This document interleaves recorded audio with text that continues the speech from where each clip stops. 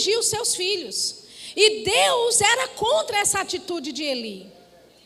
Amém? Então, por assim dizer, podemos dizer que Eli já não estava operando no seu sacerdócio de forma total. Mas ele está ali como homem de Deus, constituído por Deus naquela posição. E ele vê Ana no templo. E ele olha para ela e fala: mas mulher, tu já está bêbada uma hora dessa?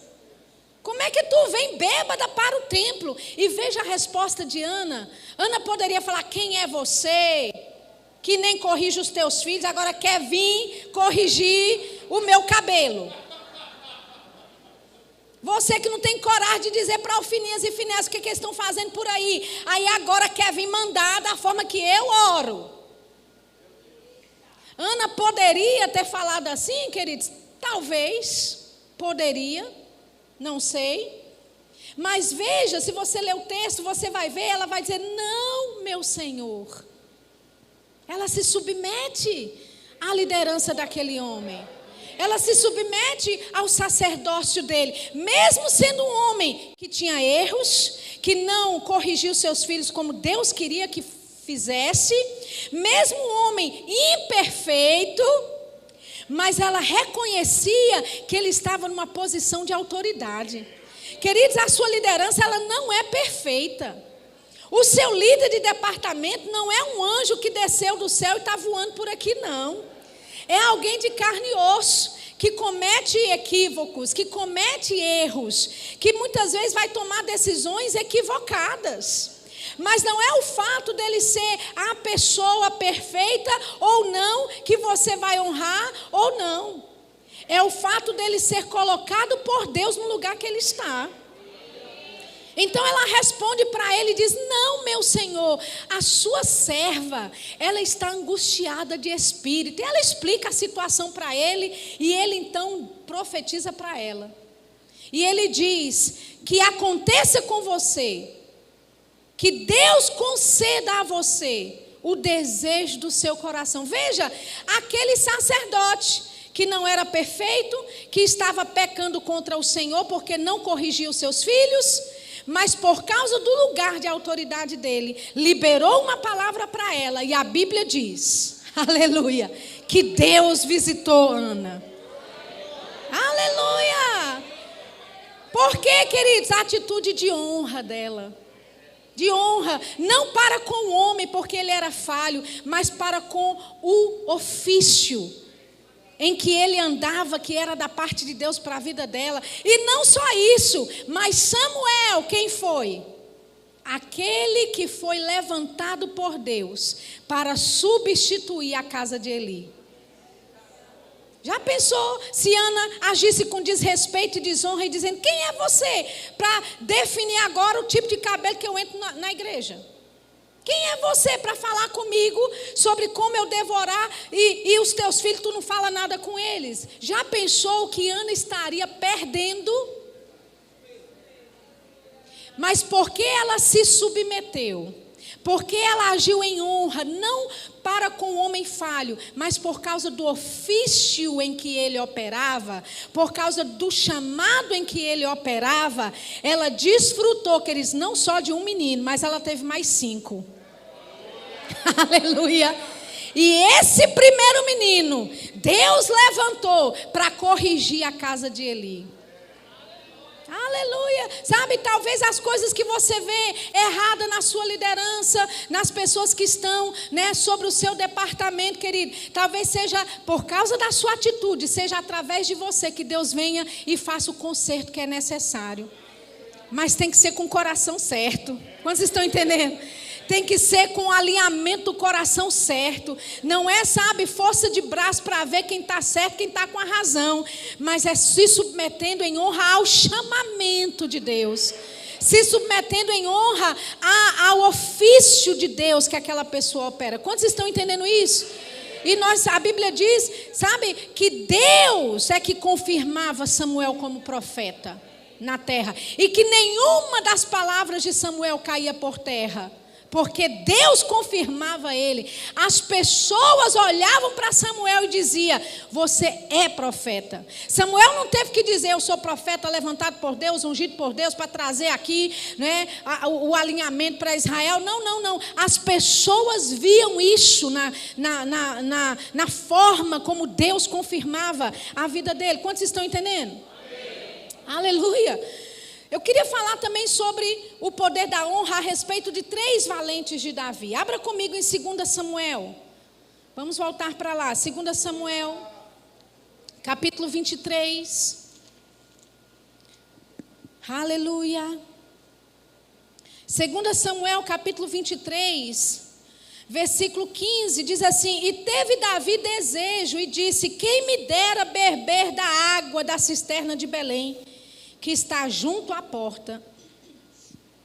Então aqueles 3 valentes romperam pelo arraial dos filisteus e tiraram água da cisterna de Belém, que está junto à porta, e a tomaram e a trouxeram a Davi. Veja, eles honravam tanto a Davi, queridos, que quando Davi, né, tendo a cidade toda sitiada, né, expressa um desejo de beber água, eles arriscam as suas vidas para ir pegar água para o líder. E quando Davi vê aquilo e recebe a água, Davi disse: eu não posso beber isso aqui não. Isso daqui vai ser como oferenda ao Senhor. Ele derrama aquela água na terra.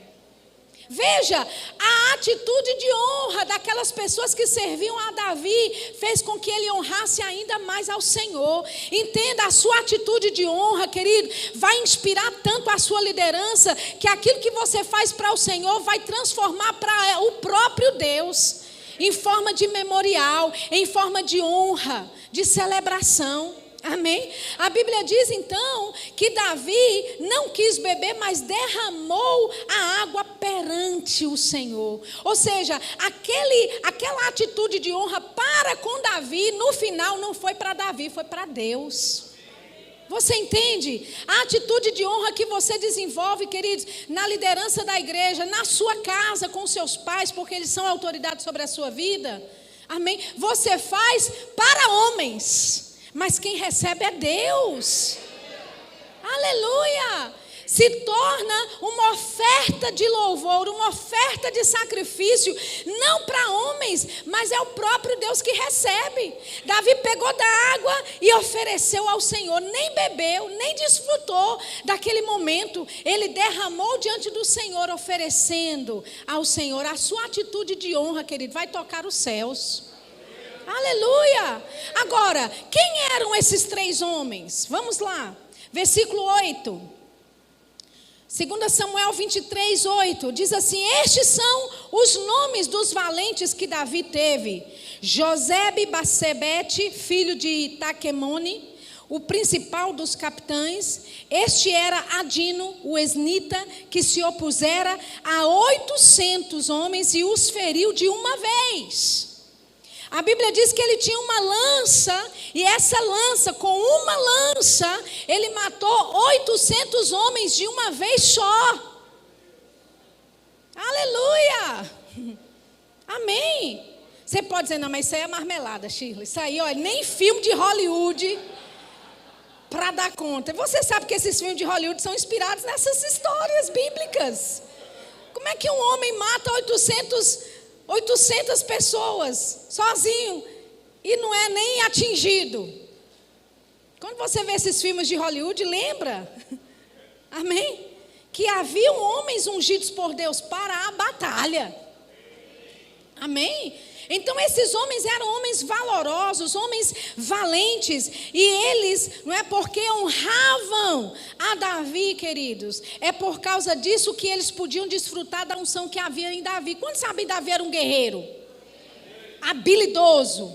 Davi diz assim: preparas as minhas mãos para a batalha. Ele diz: o Senhor me dá força de tal forma que eu vergo um arco de bronze. Aleluia! Então Davi era um homem, sabe, habilidoso na batalha. E sabe, esses homens, porque honravam a Davi, desfrutavam da unção que operava na vida deles. Sabe aquela frase que a gente gosta muito, que você recebe da unção que você honra?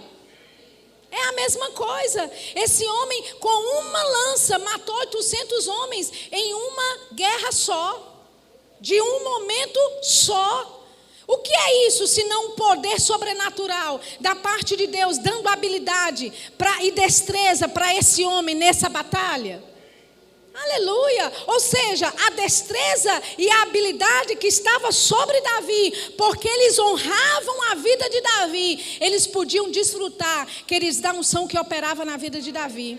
Eu quero te dizer, quando você passar a não olhar mais o homem, a mulher, mas você começar a honrar o ofício em que eles operam, você vai poder desfrutar da unção que esse ofício pode te dar e contribuir. Amém? Diz assim, versículo 9, depois dele, Eleazar. Eu queria chamar o pessoal do louvor aqui para cima, e quando você subir, já começa a tocar, dedilhar alguma coisa para mim, tá bom? Versículo 9, e depois dele, Eleazar, filho de Dodô, filho de Aioi, entre os 3 valentes que estavam com Davi, quando provocaram os filisteus que ali se ajuntaram à peleja, e quando de Israel os homens subiram. E este se levantou e feriu os filisteus até lhe cansar a mão e ficar a mão pegada à espada. E naquele dia o Senhor operou um grande livramento, e o povo voltou atrás dele somente a tomar o despojo. Esse outro homem aqui, chamado Eleazar, ele matou os filisteus com essa espada na mão dele, queridos. Ele guerreou tanto com essa espada, matando tanto filisteu, que no final a espada estava grudada na mão dele.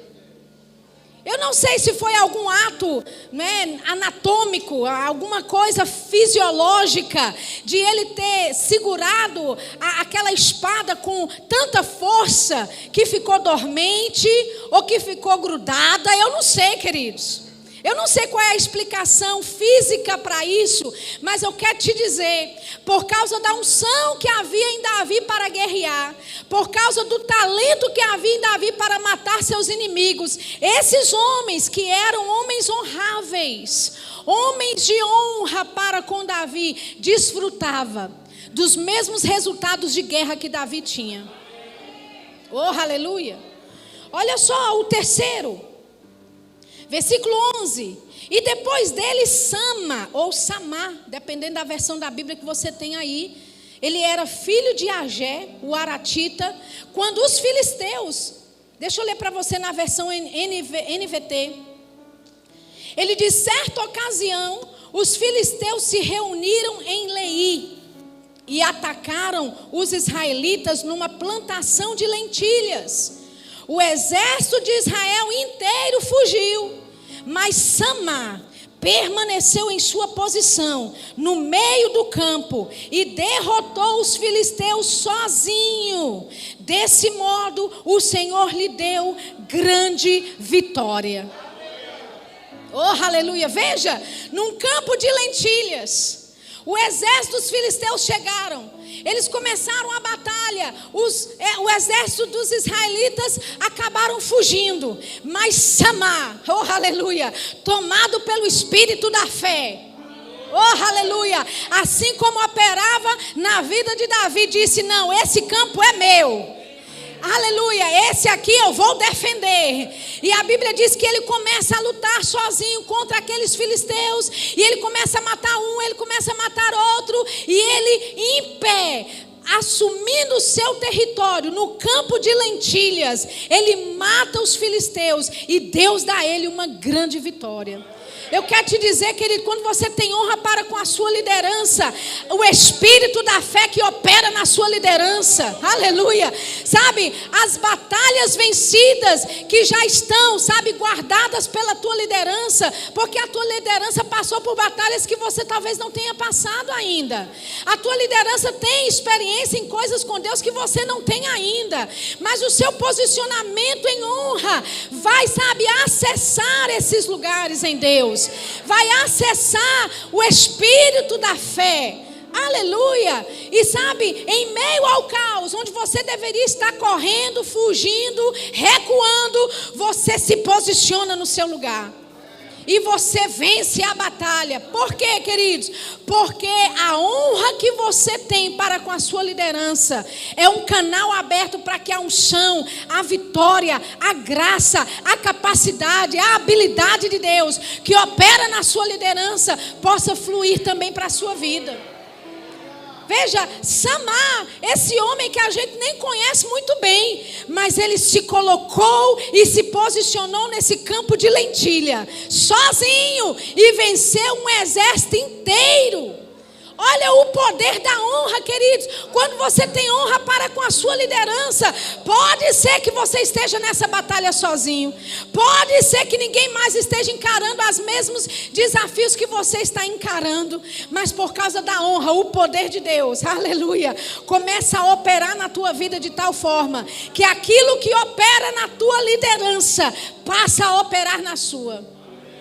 Aleluia, eu só posso lembrar de Salmo 116, onde o salmista diz: ei, estive aflito, cordéis da morte me cercaram, mas eu não disse a minha aflição, criei, por isso falei. Aleluia. E mais tarde em Coríntios 4:13, Paulo vai dizer a mesma coisa: nós temos o mesmo espírito da fé, cremos, por isso também falamos. Como está escrito. Você entende? Você desfruta e passa a desfrutar do mesmo espírito da fé. Por quê? Porque você honra. Porque você tem uma atitude honrosa. Porque você não só honra de palavras, mas você honra com as suas atitudes. Porque você não só respeita de palavras, mas a honra vai te custar algo. A honra vai custar a você um posicionamento, um alinhamento interno, algo que você, talvez, Senhor, não entendo isso, mas eu deixo para lá e eu decido, eu vou andar em honra. E porque você começa a andar em honra, você também começa a desfrutar, queridos, aleluia, do mesmo espírito da fé. Eu quero te dizer, essa igreja tem unção para andar em milagres. Ei, essa igreja tem unção para andar em maravilhas. Essa igreja tem unção para andar em rompimento financeiro. E você pode desfrutar dessas coisas como? Conectando o teu coração em honra nessa manhã. Você pode ficar de pé nessa manhã comigo? Oh, aleluia. Oh, aleluia. Enquanto você está em pé, deixa eu só ler uma coisa para você. 2 Timóteo capítulo 2. Versículo 20. 2 Timóteo 2:20. Aleluia. Aleluia. Eu preciso de um negocinho mais pesado aí. Amém? Mais som, mais vibração, mais batuque. Aleluia. Diz a senhora, 2 Timóteo 2:20. Numa grande casa, não somente há vasos de ouro e de prata, mas também de pau e de barro, uns para honra, outros para desonra. Eu não vou entrar no mérito aqui, não é do que está no contexto, mas a Bíblia diz que há vasos para honra e vasos para desonra. Qual é o vaso que você vai escolher ser? Aleluia, amém? Porque pode ser que alguns podem ser para desonra, mas você nessa manhã pode dizer, sabe de uma coisa? Eu decido ser um vaso para honra. Porque é na honra que eu vou ter vitórias nas minhas batalhas. É na honra que eu vou desfrutar da unção, da capacidade, da habilidade. É na honra que eu vou desfrutar de milagres. É na honra que eu vou avançar com aquilo que Deus tem para a minha vida. Oh, aleluia. O que é que torna alguém de honra, queridos? É alguém se permitir ser usado por Deus. Aleluia, eu morei na Inglaterra por 8 anos e lá tem muitos museus. E uma vez visitando um museu, um deles, eu pude perceber alguns utensílios que haviam sido usados pela rainha Vitória, o rei Henrique. Tinha uma escova de cabelo lá, usado pela rainha Vitória. Qual era a diferença daquela escova de cabelo para as outras? Naturalmente nenhuma. A única diferença é que a rainha decidiu usar aquela. Qual era a diferença de uma cadeira normal para aquela cadeira que o rei Henrique havia sentado e usado ela por alguns anos? Nenhuma, queridos. A diferença é que aquela cadeira agora estava numa vitrine para ser visitada por milhares de pessoas que passam por Londres, porque foi usada pelo rei. Que tal você se tornar um instrumento usado pelo rei, de tal forma que Deus pode colocar você numa vitrine? Aleluia! E você pode se tornar um referencial e dizer: meu Deus do céu, essa pessoa está sendo usada pelo rei. Essa pessoa está sendo usada pelo rei. Ei, decida ser usado pelo rei nessa manhã. Decida ser usado pelo rei nessa manhã, se tornando não qualquer vaso, mas um vaso de honra. Um vaso de honra. Você sabe os ajustes que você precisa fazer nesse momento. Eu vou te dar esse tempo. É você orando, é você se consagrando ao Senhor nessa área. Pai, em nome de Jesus nós oramos por cada vaso nesse lugar. A Bíblia diz que há vasos para honra numa grande casa e há vasos para desonra. Pai, eu oro para que esses vasos nesse lugar sejam todos vasos de honra. Vasos de honra que decidem agradar ao Senhor, que decidem tomar princípios da Tua palavra, que vão fazer a mudança completa na vida de cada um deles. Eu oro para que essa atitude de honra manifeste milagres na vida dos Teus filhos, manifeste poder, habilidade, que o Espírito da fé que opera sobre esta igreja, sobre a visão desta igreja, sobre este ministério, alcance a vida de cada vaso de honra nesse lugar. Que o Espírito da fé que opera sobre esta visão alcance cada vaso de honra nesse lugar. Pai, que as vitórias que essa igreja, que esse ministério carrega, seja, Pai, depositado também na vida dos vasos de honra. Senhor, nós te louvamos nessa tarde, nessa manhã. Nós declaramos ajustes no nosso coração, Pai, porque não queremos a consequência da desonra. Nós queremos o poder da honra operando na nossa vida, não o poder da desonra. Mas nós abrimos mão de toda desonra, de toda palavra dita de forma errada, Pai, de todo posicionamento no passado que tomamos e decidimos honra. Decidimos pela honra nesse lugar. Decidimos pela honra no nosso coração. Amar ao Senhor com toda a nossa força, desfrutando da Tua bênção.